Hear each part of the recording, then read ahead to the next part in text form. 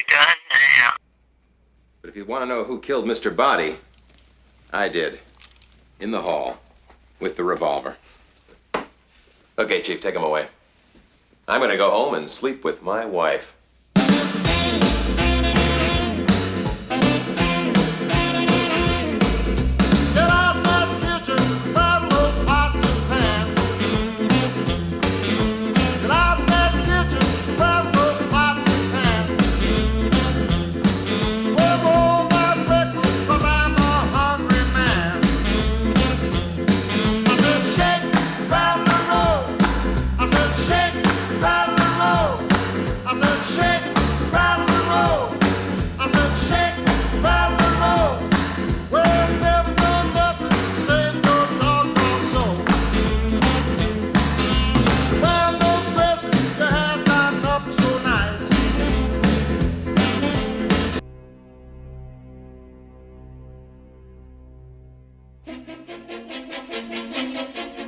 Hello, everybody, and welcome to Clue Movie Podcast, where we break down the 1985 cult classic movie Clue 1 minute at a time.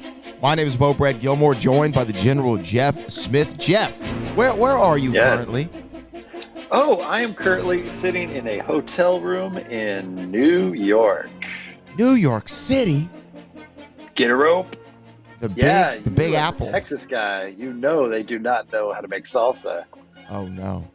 San Antonio. You're too young to know that commercial. How do you know that reference? I thought you were going to say they don't know how to make salsa. You're referencing I thought you were going to say they don't know how to make salsa in New York, which is obvious. No, that was the commercial. Do you know when you say New York City? Do you know what you're referring to? Yes, you're talking about La Victoria. Hold on. Are you talking about the salsa commercial for Pace Picante? La Victoria. La Victoria. Yeah, I think it was Pace Picante, La Victoria. That you can Google. And it was a commercial, very popular commercial, I think in the 80s in the United States, where it was about salsa. And it was a bunch of cowboys sitting around like a campfire, I believe, kind of like Blazing Saddles. And they're talking about this salsa. This stuff says it's made in New York City. And all the other cowboys freak out and say New York City in unison. And then they're going to kill the cowboy that brought the bad salsa, because then they say, get a rope. Right. And that's how the commercial ends, with they're going to kill him. Right. Because he brought New York salsa. So, yes, I am currently in New York, home of bad salsa, which I will not send to you in Houston, because you will get murdered. Yeah, they'll get violently. A rope for me. They'll get a rope. Terrible way to die. You know, we do come from two Mexican food capitals, I think, of the world. Texas, California, but especially Los Angeles. And Houston, yes, a little bit further south, which we're pretty South Texas, but a little bit further south, it's even better. San Antonio obviously has great Mexican food, but we have a Tex-Mex variety. Right. Well, when I visited, you took me to a wonderful Tex-Mex establishment where all the servers knew your name. Oh, yes. They were Mamacitas is what you're talking about. Free plug. Mamacitas in Houston. But you also went to Torchy's Tacos. At Torchy's Tacos, which, yes, their logo is Satan. That's their mascot. An adorable Beelzebub. And I was tempted to buy next time I go, I'm buying the t-shirt. You should. That's my one regret from going to Houston. I did get a wonderful Meanwhile in Houston shirt from the con, but I regret not getting Satan on a t-shirt promoting Torchy's Tacos, which was also excellent. Yes. California and Texas, definitely known for their foods. Now that I'm back in the Boston area, not so much. Not so much. Well, here's the thing. Let's recap this. We're about to get into the last minute of actual dialogue for Clue the movie. This is minute 94. We actually want to shout out our Cluvians who joined us over the last couple of weeks. Of course, Zach, Ben, and Lena, who all did phenomenal jobs. But Jeff, when we started this podcast, you were in Los Angeles. That's where you were living. Yes. Okay. And then because we started this in I think episodes started coming out in October of 2022. No, it would have been before that because Timber. No, because I moved to. You know what? Now that you say that, yes, I think I had already moved to Boston, but I had gone back home to California for a bit, and I think maybe that's when we started Maybe. the podcast. Well, that's when we started. I was on the Back to the Future podcast to Yes. talk about who did the Clue documentary, and then soon after that, you said, "I have an idea," and then we started doing that. And then when I went back to Boston, we continued that, and then I moved back to California for a year and continued doing that. And now I have since moved back to Boston. But today I am in New York because today I'm going to go see Back to the Future, the musical. Great Scott. And then for the finale of all this, I should be back in Boston for that one. So, can I ask you to do me a favor while you're at the Back to the Yes. Future musical? This is my favor I'm Yeah. asking. When you walk in and sit down in your seat, now, are you in the mezzanine? Are we orchestra? Where are we? Do you know? We are in orchestra left. Orchestra left. Great section. This is what I want. This is what I am asking for. I'm not demanding, but I'm asking. When you get in and you sit in your seat, send me your one emoji review of just what you've seen thus far. Of just walking into the theater? Just walking in and sitting down. Will I still be allowed to have my phone at that point? Do they take your phones? They don't take your phone. Okay, cool. Now, you never know. When you have intermission, right? Mm-hmm. Give me a second emoji review of what you've seen thus far. Okay. And then after the show's over, I need a GIF of your reaction of the entire thing. All right. An emoji upon entering, an emoji at intermission, and a GIF 1.21 gifawatts of the final thought. All right. This is all I'm asking. I could do all that. Then we can actually go into it on a Clue minute, which I'm sure all the Clue fans would love. They love when we just go on and on about Back to the Future. They do. But it's what brought us together. So guess what, guys? Suck it up. Sorry. You made it this far. You can deal with a couple more references. So we had a review also that came in this week that we're taping this, and I wanted to read that, and then we'll get into something in this minute, obviously. We do have some dialogue. We have some dialogue, so there's something to get to. And a song. This came in Monday from the Dad Pool is the name of the user, the Dad Pool. Okay. The title of the review, Lifelong Fan. Now, here's the question, Jeff. Is he a lifelong fan of you? A lifelong fan of me? A lifelong fan of the podcast, which means he's 2 years old? Or a lifelong fan of Clue? We're about to find out. Yeah. I've been a fan of Clue the movie for a long time. Oh. As long as I can remember. Okay. I thought definitely a 2-year-old. Dang it. And this podcast has reinvigorated my love for the movie. Oh. The banter between you two is amazing. I can't wait for your next collaboration. Look at that. Come on now. Hey. That's something else. I was hitting a sound thing, and that's not what I was looking for. You might know me by another name. You might know me as... Oh, my God. You're my dreamboat, for sure. You're a slacker, Brad. That is Leah Thompson calling me a dreamboat, and then James Tolkien telling me I'm a slacker. Not bad. It's not bad, man. After I was screaming in a microphone.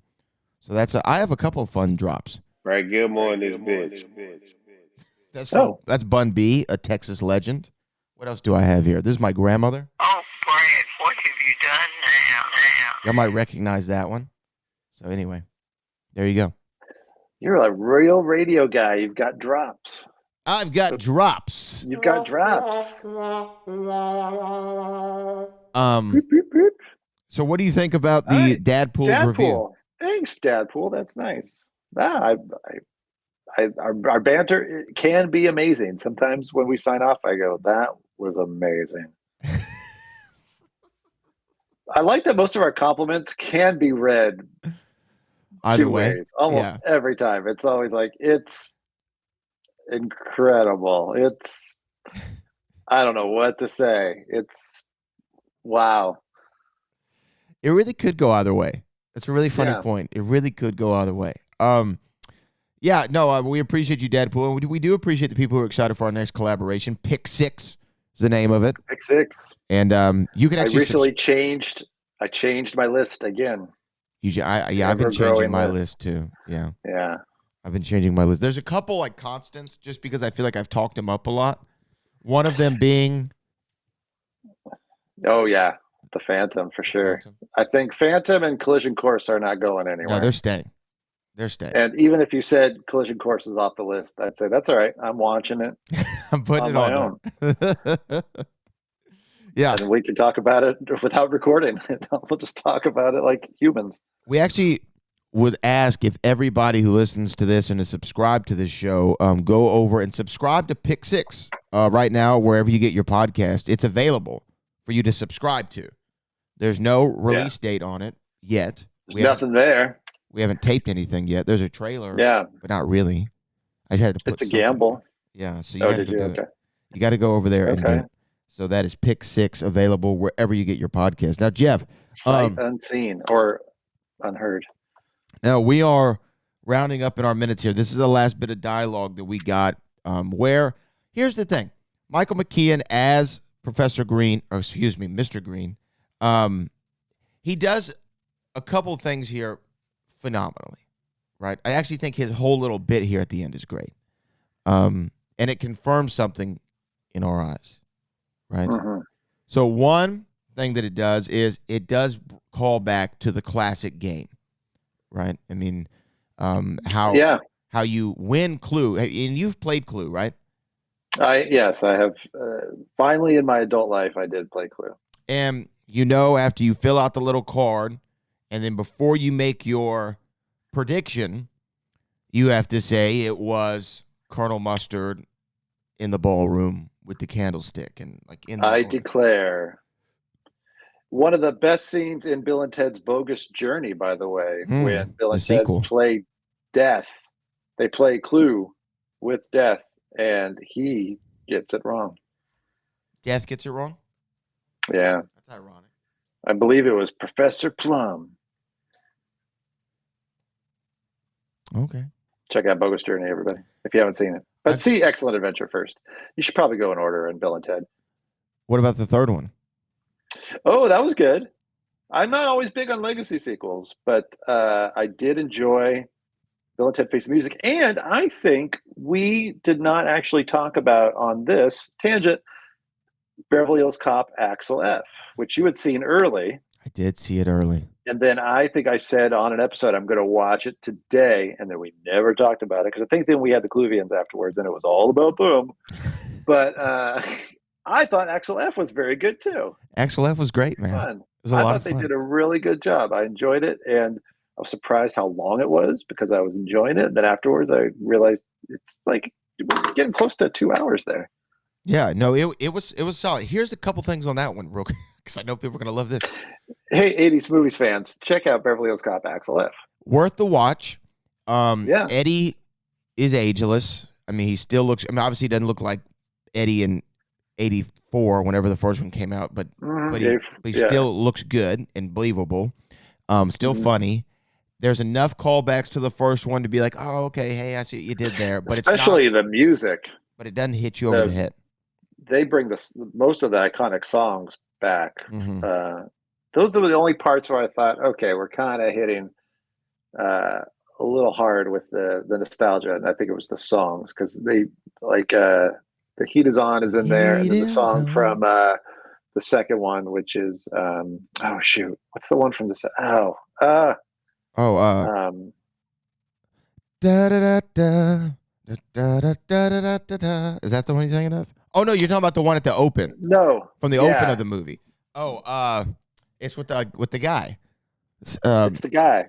Oh, shake down, break down. You're busted. Yeah. Okay. Yeah, that pops up in the opening chase, and then Neutron Dance, of course, comes back, and nothing from Beverly Hills Cop 3 as far as music, but I don't remember one song from Wonderworld. Okay, Sherman Brothers. Yes, for you Disney fans. I thought Bronson Pinchot was great, and Bronson Pinchot's partner, who I didn't know who she was, The real estate agent. Oh, very funny. Oh, I think she was my favorite part of the entire movie. I thought she was hysterical. She was very funny. Kevin Bacon knew what movie he was in, right? He was obvious what movie he was in. And then, Judge Reinhold and John Ashton. Not Judge Reinhold. Yes, Judge Reinhold. You're right. Judge Reinhold. I always want to call him Judd Nelson. I always mix it up. Different person, but I don't know why they're linked in my mind. And John Ashton, noticeably older. Especially John Ashton. It looked like a lot of things hurt. Right. When he I felt when he would be on the ground, I think, oh, he's not getting up. Right. There's no way. There's no way he's getting up. But somewhat helped him up because he was fine. And then Joseph Gordon-Levitt, I guess, fine. No, good. Good. I liked him.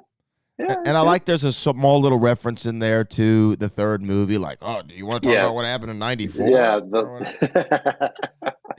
I mean, there was good stuff. So for a legacy sequel, it was good. Absolutely, because I was not a fan of the second Coming to America at all. I thought that was bad news. It was not good. So I went in with very low expectations and was very pleasantly surprised. Now, I interviewed the director, if anyone wants to hear that, of Axel F., Mark Malloy, on the Collection podcast, which, by the way, I'm on a great run recently. I just want to shout out myself. If you want to check out recent episodes, just check this out. Here we go. Meghan Trainor, big musician. You might not know her a little bit, after your time, Jeff. Yeah. John O'Hurley from Seinfeld. That's a fun one. Absolutely. Naomi Harris, who played Moneypenny and was in the Caribbean, parts of the Caribbean movies and more than that. Jessica Alba. Yeah, I noticed that. Oh, we all noticed in that my feed. I noticed that she was, talk about ageless. That's ridiculous. Ridiculous. She is ridiculous. I mean, ridiculously amazing and beautiful. Yeah. Ernie Hudson. We're amazing in a very different way. Our banter. Yes, our banter is amazing, but she's truly amazing. Yeah, she's truly amazing. Ernie Hudson came back. Best. Gary Oldman. Oh yeah. Everyone. Tyrese Gibson, Jerry Ferrara. Jay Will from Tulsa King. And guess what? Next week, I got the man who should have played Fletch in a remake. All due respect to John Hamm. Maybe like 5, 6, 7 years before. Maybe 10. Vince Vaughn. Oh. Vince Vaughn coming on the show. Money. Yeah. Yeah, Vince Vaughn. That's a good one. Nothing wrong with Vince Vaughn. No. Do you think you're going to have to say anything? It's a good question. He's a talker. He is a talker, and he's good. But that's good. I'd rather a talker. I'd rather one question, throw it out there, and let him boom, boom, boom, do your thing, man. I'm just here to watch. You know what I mean? Yeah. So yeah, those are recent ones. So go subscribe to the Collection podcast, and definitely Jessica Alba. The video's up. Do yourself a favor. Don't just listen to that. Yeah, there's a reason why that podcast has video and ours is audio. Yeah. That one you need to see to believe. But going back to this real quick, last thing on a legacy sequel. Have you seen Beetlejuice? I did. And? I did see it. I thought it was very fun. Same. And that's all you can ask for. I had a very good time. I enjoyed it. It looked like they were having fun, not in an Ocean's 12 kind of way, but like they were having fun, but also the movie was enjoyable. I liked the whole thing. I liked that there was a little kind of added on little mystery to the plot, a little, I think a little more story than the first one even had. And so that was a nice little surprise. And Michael Keaton, also ageless, the makeup certainly helps, but he fell right back into it. He looked exactly the same. His performance was why you want to see the movie. Yeah. And I liked Winona Ryder as well, doing her kind of almost like Bill Murray doing World of the Sidekick in Ghostbusters 2, doing her little take on that. And I thought it was fun. It was, it was ridiculous in a good way. Okay. It was just final fun. thing before we get back to Clue. Axel F. and Beetlejuice. Would you want to see another one of either of those?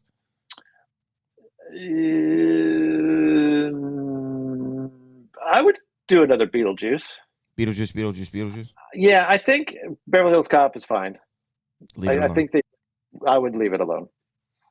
Beetlejuice, the way it ends, I enjoyed, and it made me think, okay, they have other ideas, because they kind of just all of a sudden at the end, in Clue fashion, have what I guess you could say is technically more than one ending, which I don't think is a spoiler.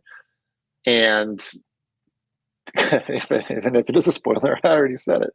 But it just, that to me, it felt like, oh, we have other ideas. Here's just some other things we could have done, and maybe we'll see you in 24 years or whatever it was. Yeah. Yeah. Okay. We'll talk more about Beetlejuice at a later date. But back to this.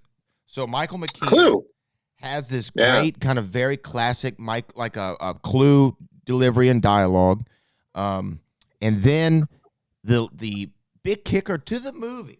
I do love how they think, you know how we're going to end this movie? We're going to have the best line ever. Yeah. To end this movie. And then Michael McKean, by the way, though, expertly delivered. I mean, I got to give him credit on the delivery here, because it was very hammy, but it was very like what it needed to be. And talk about a guy who knew what movie he was in. He sells it. He just turns to the camera and goes, I'm going to go home and sleep with my wife. And you're like, right. I mean, because I'm not really gay. I've been lying about everything, including that. Including the whole gay thing. And which is so funny, because that part of his character, I guess they refer back to it repeatedly during the movie, but not too much. And it's something I don't think about necessarily when I think of Mr. Green's character as a defining characteristic. But I think the only time they really refer to it is when he's the only male that doesn't want to go up with Yvette to the attic, and that's why. But even that, you could say, well, no, he doesn't want to go up with her because she's the most suspicious person in the room, and he's not going to be blinded by that. Mm-hmm. And then Miss Scarlet in the previous, maybe it was a minute before this, maybe before, where she makes the fruit reference to remind us all. And then, by the way, I have a wife. Yeah, it is kind of a movie with amazing dialogue and amazing jokes. That's the that's the closer. Just wah, wah, wah. Well, and by the way, though, the closer of this ending, you know, for us, it's the ending of the full movie. But in the theaters, you might have gotten a different last, or you would have. Yeah, you got either 1 + 2 + 1 is, and then the chandelier callback in the first ending, or does anyone want fruit or dessert for the second? A callback, another callback, and then this one, I guess, is more of a weird twist on his sexuality. But this does confirm our suspicions, right? Like when you really think about it, that he's never been the real Mr. Green, and that the real Mr. Green has to be somewhere else. Yeah. It's just, it's nice because it's one last, and by the way, I also lied about this. You didn't know anything about me. Yeah, except for I told you I didn't do it. I told you I didn't do it. That's what he was very clear from the very beginning. He was very honest about that and nothing else. So is he the only honest one throughout the movie other than his sexuality? Other than his complete identity? He's not who he says he is. He doesn't work for who he says he works for. He's probably the biggest liar. That's true. Everybody else eventually does confess. Mr. Green is, if his crime is that he is not who he says he is. It's true. And then Mr. Green, who I think we've talked about in previous episodes, who is the real, what 80s actor is Mr. Green somewhere off screen? Yeah, so somewhere the gay the gay Washington employee played by Bill Murray is running around going, I wonder what's happening at the house. And a blackmail victim. And a blackmail victim. And the thing is, how do they coerce the real Mr. Green? Do they just say, look, we know what you did. You can't be there? Yeah, that's it. What's the scene? What's the prequel scene where they go to the real Mr. Green and say, okay, we know you got this letter? Or does Mr. Green go to the FBI?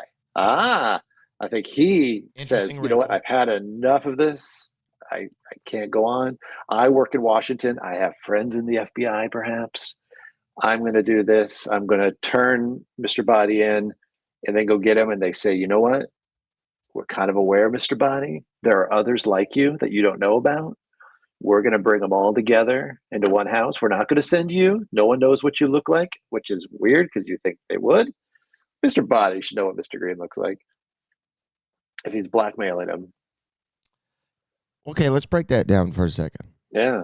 Yeah. So if he's blackmailing him, okay, so first off, to blackmail somebody, you have to know something about their them, right? secrets. Their secret. Yeah. And to get that kind of secret on Mr. Green, okay, it could happen one of And two we ways. don't know what his real secret is, as we talked about before.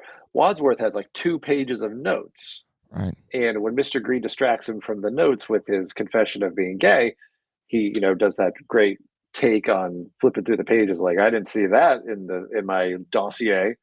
So we don't even really know what the crime is. But I guess it's something where he's anonymous as far as his appearance goes. Well, like let's just go with what we're told. If it's the fact that he's a homosexual and he can't be for his job, how could Wadsworth get that information without seeing it firsthand? I guess a partner of Mr. Green's Well, that's the thing. That's not what's in the notes. So that's right. not why he thinks he's there. That is a surprise to him. So Mr. Green says the reason it's being blackmailed is that. But Wadsworth didn't know that was the reason. He thought it was something else. He thought it's whatever's written on the papers. So that's a shock to him.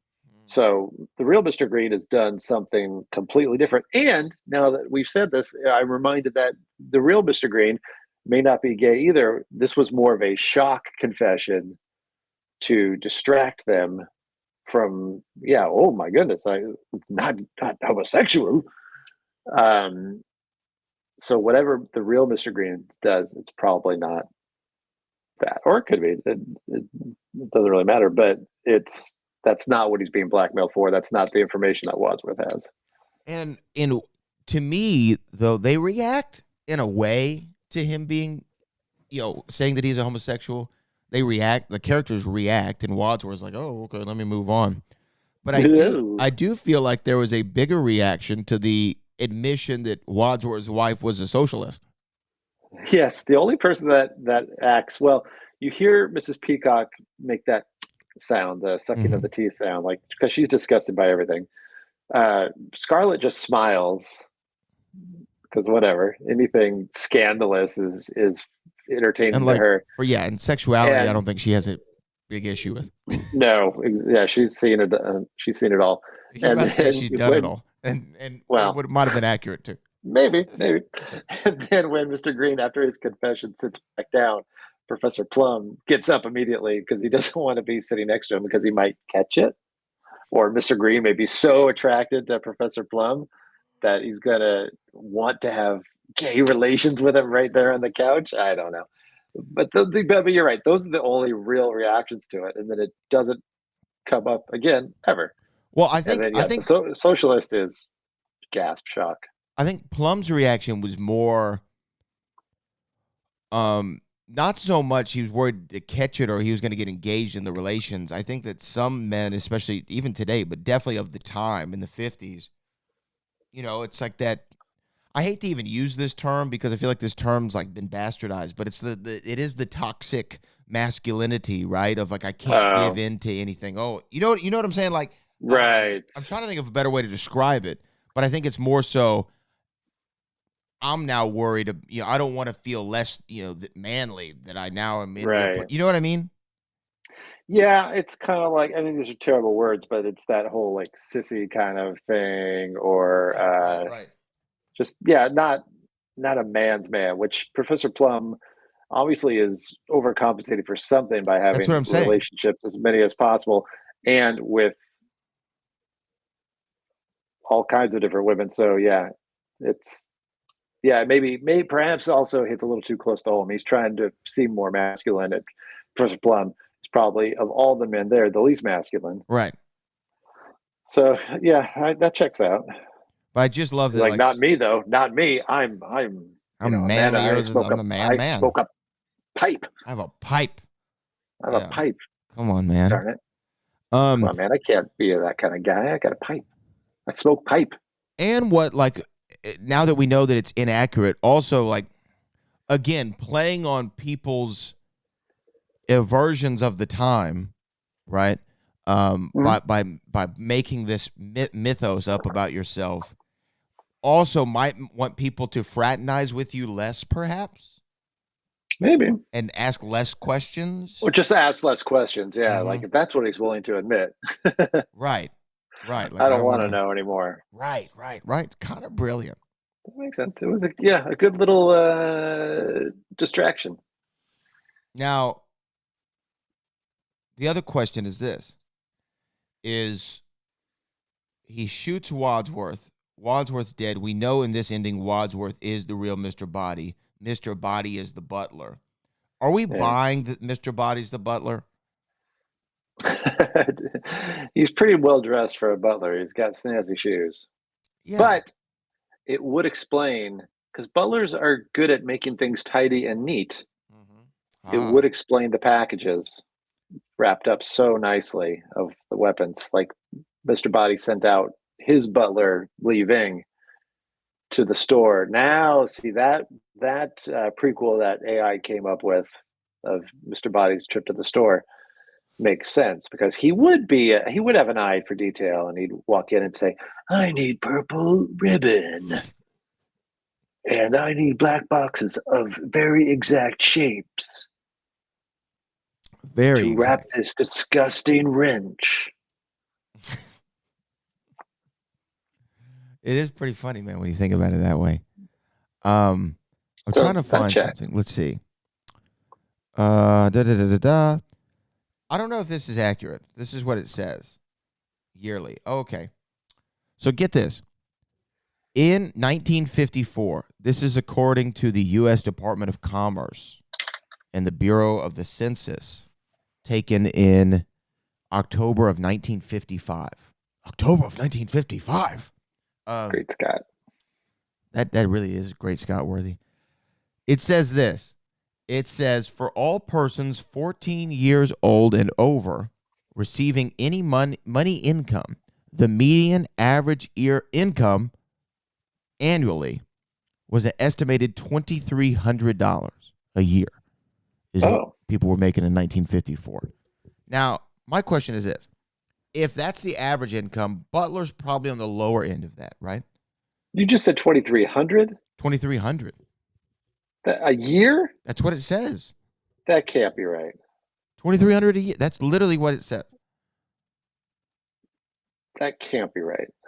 A year?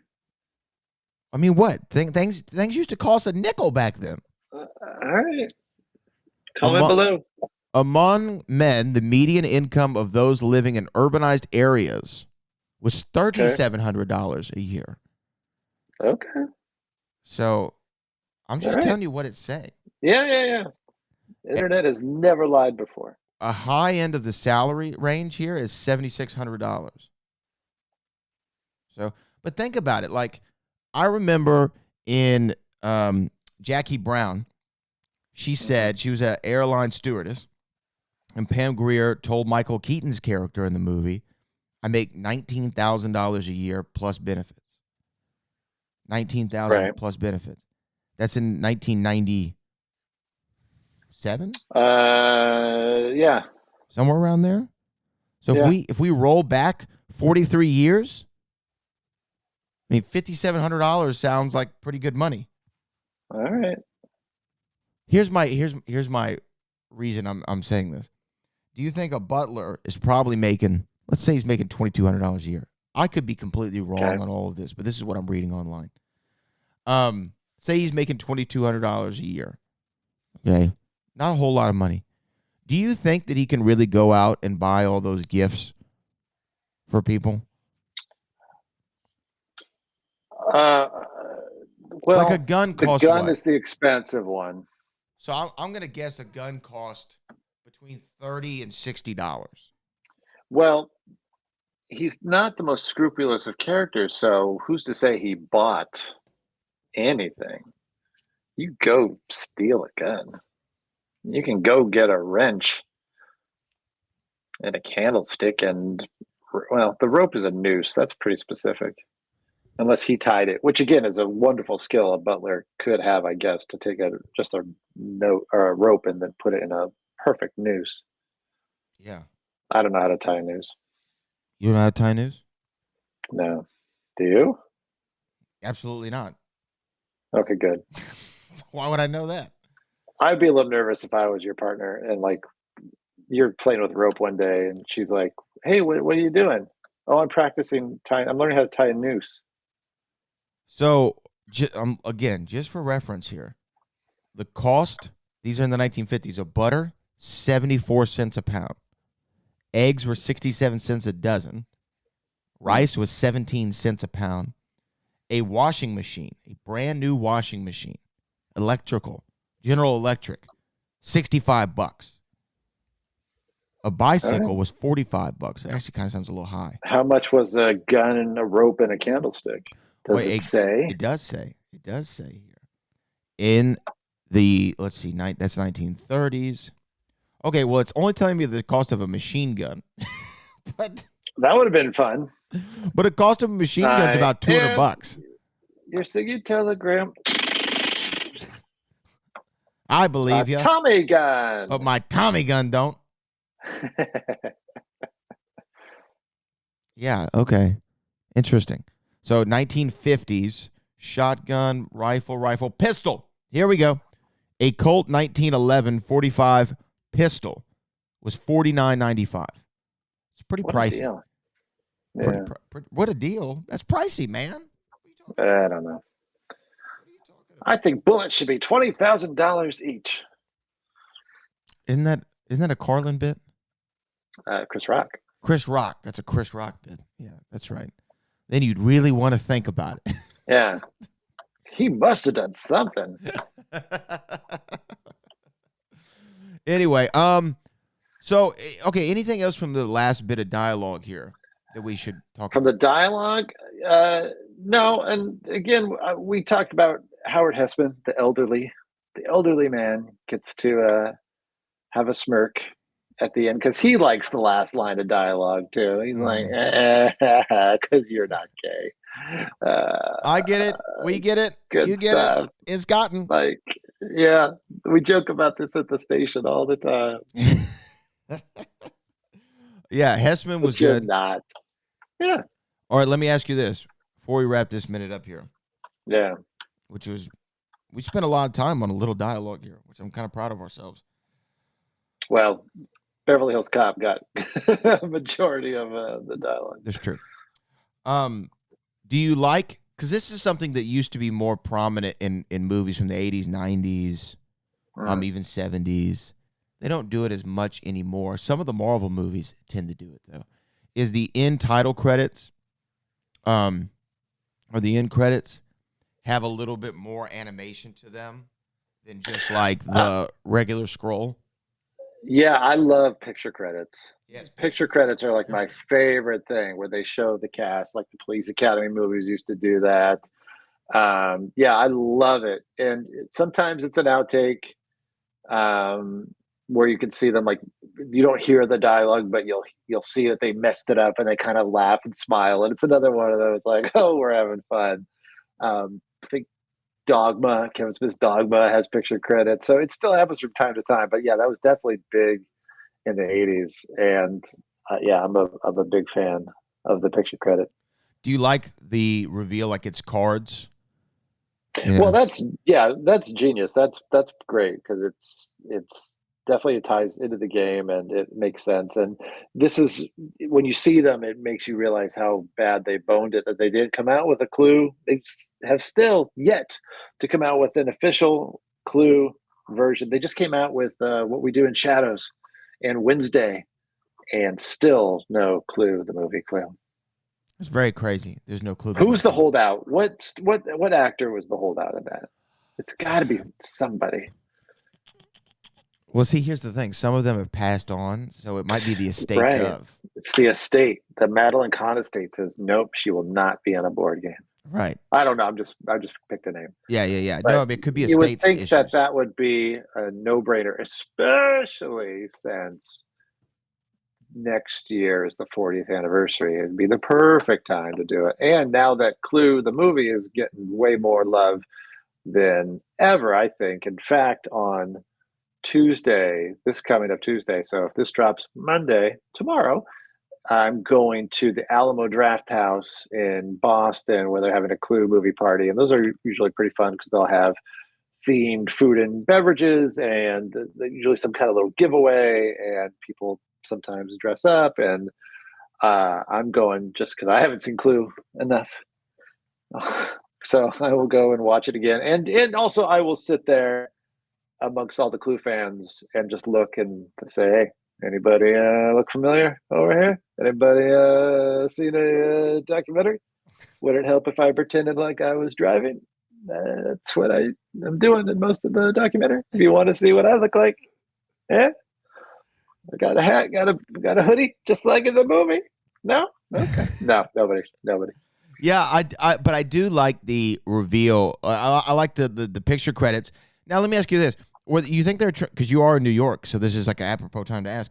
Do you think they were doing like a 3-card Monty thing here? Like, why is it the 3 cards and they're like, oh, it's this one? No, now it's this one. Like, is that what that was supposed to be? Oh, I don't know. Yeah, I don't know. I wondered that too. I think the cards are because in the game it's 3 cards to be the finish. That makes more sense. It's the character, the weapon, and the room. So that part makes sense. But yeah, it is kind of it's stupid fun. But I will admit I've done that where I try to remember which one turns next, and it's dumb. But you know.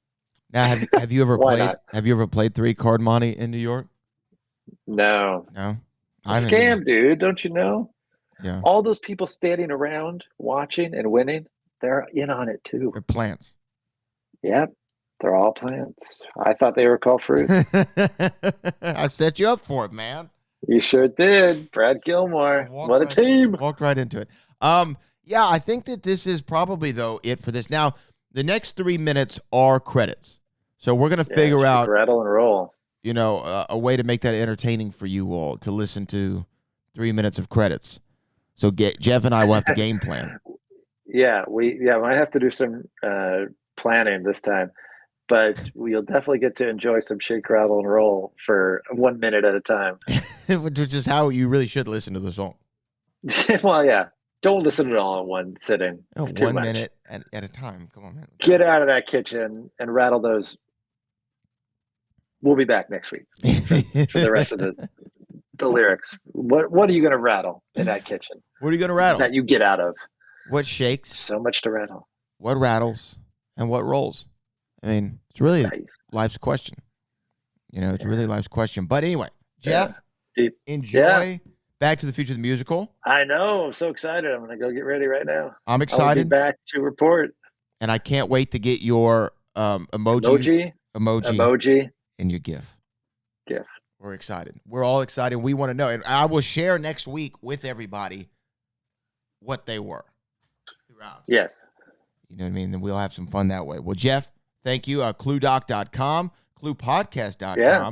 Subscribe to Pick 6 now so you can just get it ready whenever the first episode drops. And you can go to thebradgilmore.com is where you can get a lot of links. I need to update some of them. And check out the collection. We got a lot of good ones. Jessica Alba. Watch it. Oh, yeah. And if you've been thinking, I want to write a review and I hope they read it on the podcast, you better do it now because the clock is ticking. We got 3 more weeks after today. 3 more. Yeah. That's it. And then it's done. Go do it right now. Go write it. Tell us how amazing we are. Amazing? Amazing? Question mark. Incredible? Listenable? I don't know. Well, Jeff, enjoy. And until next time, Thank you. Was minute 94. Clue the movie.